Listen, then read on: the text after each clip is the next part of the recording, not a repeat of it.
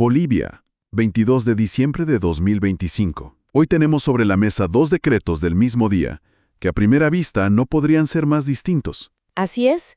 Por un lado, un documento que parece puro papeleo, el nombramiento de un ministro interino, y por otro, algo que afecta directamente el bolsillo y el calendario de todo el país, la declaración de un feriado nacional. Vamos a analizar cómo estos dos textos nos cuentan una historia mucho más grande. Es que es una radiografía fascinante del Estado. Un decreto nos muestra la maquinaria interna, o sea, el motor que no puede parar. Claro.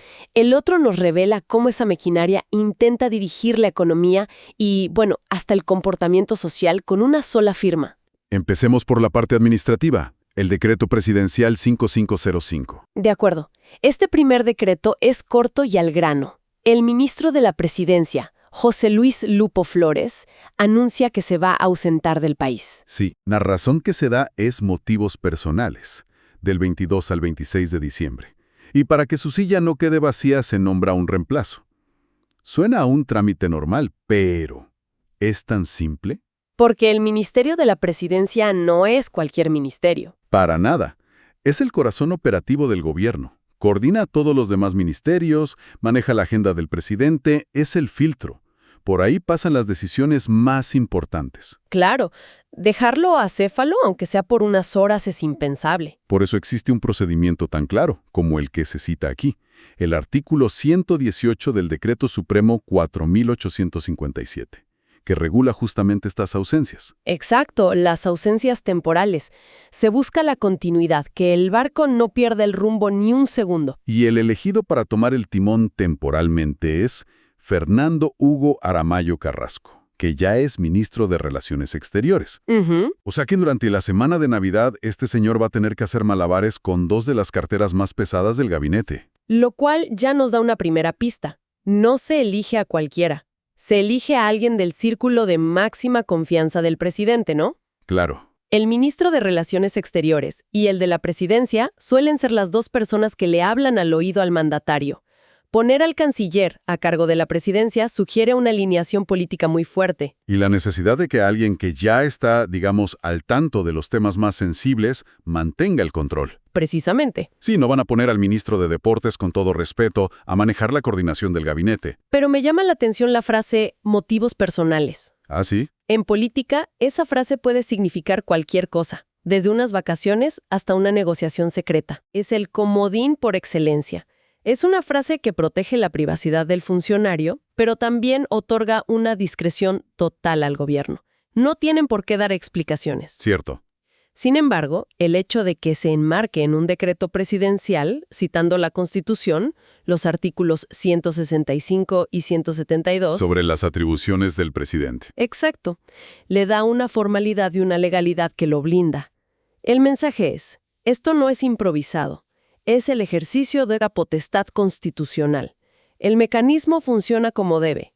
Es la burocracia en su máxima expresión de orden. ¿Y de previsibilidad? Entendido. Así que mientras esa pieza clave del engranaje se ajusta, el mismo día ese mismo gabinete estaba aprobando una decisión con un impacto muchísimo más visible para la gente. Y aquí es donde pasamos de la sala de máquinas a la cubierta del barco, donde todos sienten el cambio. Aquí hablamos del Decreto Supremo 5506. Se declara feriado nacional el viernes 26 de diciembre de 2025, un fin de semana largo justo después de Navidad.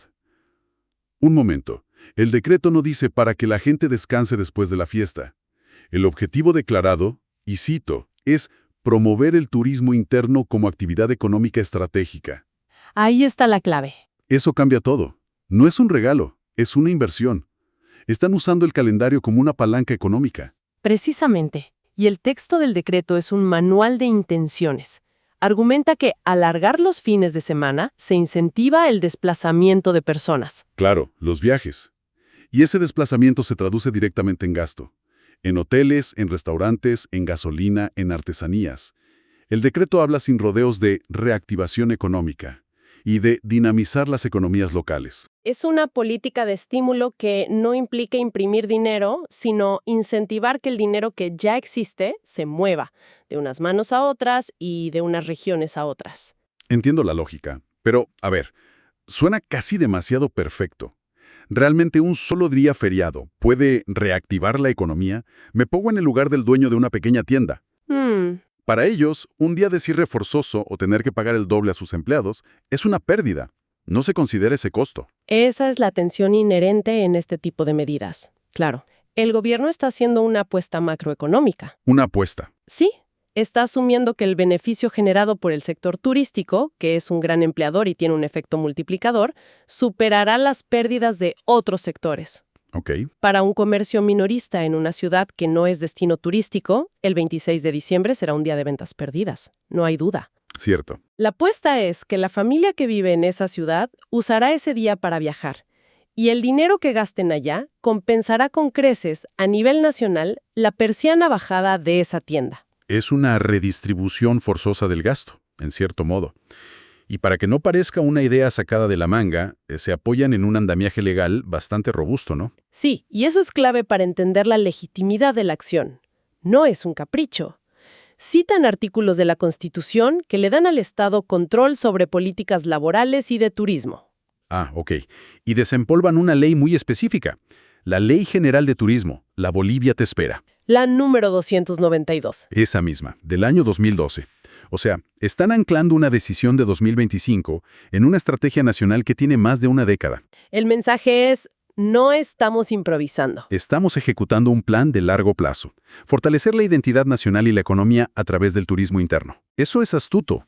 Conectar una medida popular, como un feriado, con un objetivo patriótico. Le quita argumentos a quien quiera criticarlo de populista. Totalmente. Y la fecha es perfecta. El 25 es feriado, el 26 es viernes. Crean un puente de 3 días. La distancia ideal. Para una escapada corta, exacto. Después de los gastos de Navidad, la gente no está para un viaje de una semana. Pero 3 días, eso sí es factible. Es una calibración muy precisa. Saben que en ese momento la gente tiene algo de dinero extra por el aguinaldo, pero también deudas por las fiestas. Un viaje largo es inviable. Pero uno corto es tentador. Están diseñando el comportamiento del consumidor. Y al hacerlo, buscan dirigir ese flujo de dinero no hacia la compra de bienes importados, que es lo típico en Navidad. Sino hacia servicios locales, que es lo que ofrece el turismo. Justo eso. Ahora, hay algo que conecta los dos decretos de una forma muy visual. Las firmas. En el primer decreto, el del ministro interino, firman solo el presidente Rodrigo Paz Pereira y el ministro involucrado. Pero en el segundo, el del feriado, la lista de firmas es larguísima. Ahí has tocado el punto central de la diferencia entre un decreto presidencial y un decreto supremo. A ver. El primero es una decisión ejecutiva, casi personal del presidente, para un asunto administrativo. El segundo, como bien dice el encabezado, se emite en Consejo de Ministros. O sea, todo el gabinete. Todo el gabinete. Significa que no es la decisión de una persona, sino una política de Estado respaldada por todos. Es una decisión colegiada, donde cada ministro asume una corresponsabilidad. Y claro, entre los firmantes del feriado vemos a nuestro protagonista del primer decreto, Fernando Hugo Aramayo Carrasco. Pero su cargo aparece como ministro de Relaciones Exteriores e interino de la presidencia. Se ve el engranaje funcionando en tiempo real. Exacto. Y junto a él, los ministros de Economía, de Desarrollo Productivo, de Obras Públicas, de Culturas. Y cada una de esas firmas tiene un significado. No es un mero formalismo, ¿eh? ¿Qué significa cada una? Bueno, la firma del ministro de Economía significa que se evaluaron las implicaciones fiscales. La del ministro de Obras Públicas, que se compromete a asegurar que las carreteras estén transitables. Para ese flujo de viajeros. Claro. Y la de la ministra de Culturas y Turismo, que se encargará de la promoción de los destinos. No lo ven como un día libre, lo ven como un operativo nacional coordinado. Es una orquesta. Cada ministro tiene que tocar su instrumento en sintonía para que la pieza funcione. Totalmente. Si el de Obras Públicas no arregla un bache en una carretera clave, toda la estrategia de llevar turistas a esa región se cae. Precisamente. Obliga a todos los ministerios a coordinarse y a trabajar por un objetivo común. Rompe los hilos. Una decisión como esta, que parece simple, en realidad pone a prueba la capacidad de todo el aparato gubernamental para actuar como un solo cuerpo. Y demuestra que entienden el turismo no solo como un asunto del Ministerio de Culturas, sino como una política transversal que impacta a toda la economía. Entonces, si juntamos las dos piezas del rompecabezas de este 22 de diciembre, ¿cuál es la imagen final? Por un lado, el papeleo interno, el ajuste de una tuerca para que la maquinaria siga funcionando. Y por otro, una gran palanca que se mueve para intentar dirigir la economía. La imagen final es la de un Estado operando a dos velocidades, en dos niveles, simultáneamente. Por debajo está el nivel de la administración, la burocracia, que debe ser predecible, rutinaria, estable. Como un reloj. Como un reloj suizo, garantiza que el gobierno funcione hoy igual que ayer, y que lo hará mañana. Es el nivel de la continuidad. ¿Y por encima? Por encima está el nivel de la política con mayúsculas. Las decisiones estratégicas que buscan activamente cambiar la realidad, moldear la economía, influir en la sociedad. Es el nivel de la intervención. Y es fascinante ver cómo ambos niveles se tocan y se cruzan en un solo día, en la figura de un ministro que por la mañana está gestionando su propia suplencia. Sí. Y por la tarde está firmando una ley que va a mover a miles de personas y millones de bolivianos por todo el país. Es una foto perfecta de cómo funciona el poder en el día a día. Ambos decretos son dos caras de la misma moneda, la gobernanza. Uno es el mantenimiento de la estructura, el otro es el uso de esa estructura para lograr un fin. Y sin el orden del primero, la audacia del segundo sería imposible. Exacto.